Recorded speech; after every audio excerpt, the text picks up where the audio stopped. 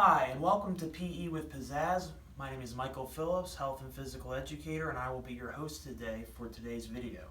Today's topic we'll be covering is challenge by choice. This is the second tenet in Adventure Education's model of instruction.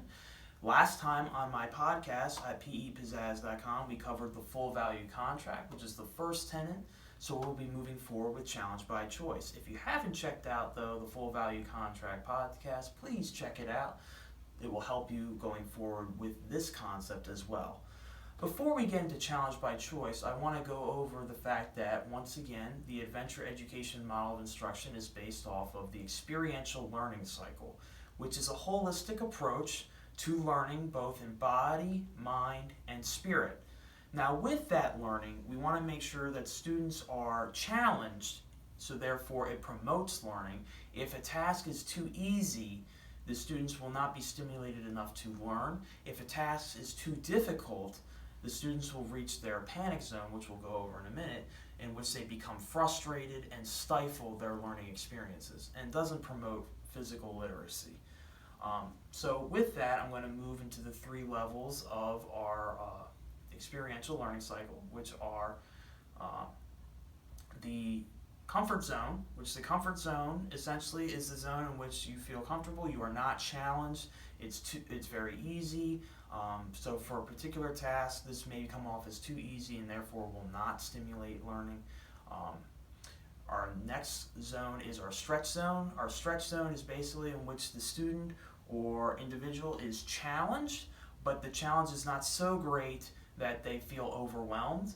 They are pushing themselves, which is perfect for the weight room because that's where you want to be. You want to make sure you're pushing yourself, but you don't want to make it too difficult where you cannot perform the exercise. So that's why we're using the weight room today.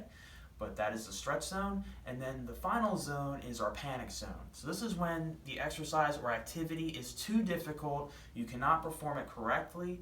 It also does not foster learning because you usually typically become discouraged from doing that exercise or activity. We do not want students there. So ideally we want students to push themselves in their stretch zone.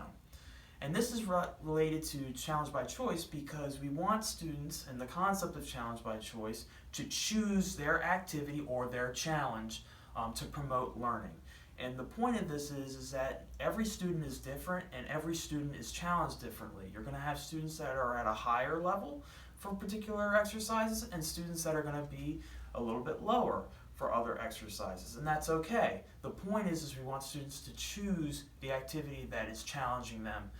For example, in the weight room, a squat is a relatively technical exercise as you're bearing the weight without any sort of guidance on the way down.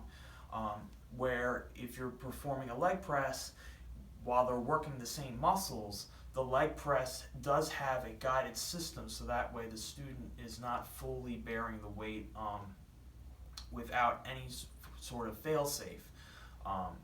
So the squat is a little bit more technical, so for an advanced student, that might be in their challenge zone or their stretch zone, where a leg press technique is going to be a little bit too easy for them, maybe in their comfort zone.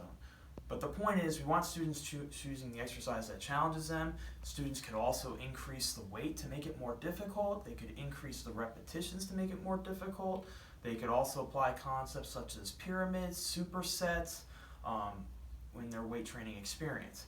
But the point is, with challenge by choice, that they are choosing something that is challenging them, that is in their stretch zone.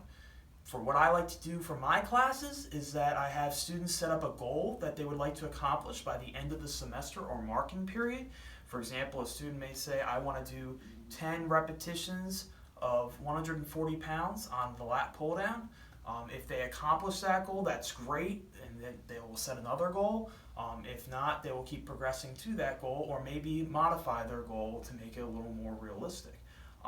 But the point is that the student is challenging themselves by choosing the particular exercise as opposed to me telling them, because this will foster their growth and development and ultimately their learning. Now, challenge by choice does not mean choosing to sit out. You need to establish that in your classroom. I highly suggest implementing the full value contract so that way students know that it's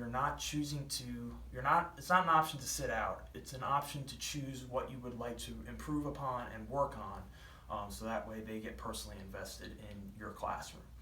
And that is the basic concept of challenge by choice. Thank you for listening today, and I hope to see you back here listening to our other videos on pe@pizzazz.com or at our podcast section on the site as well.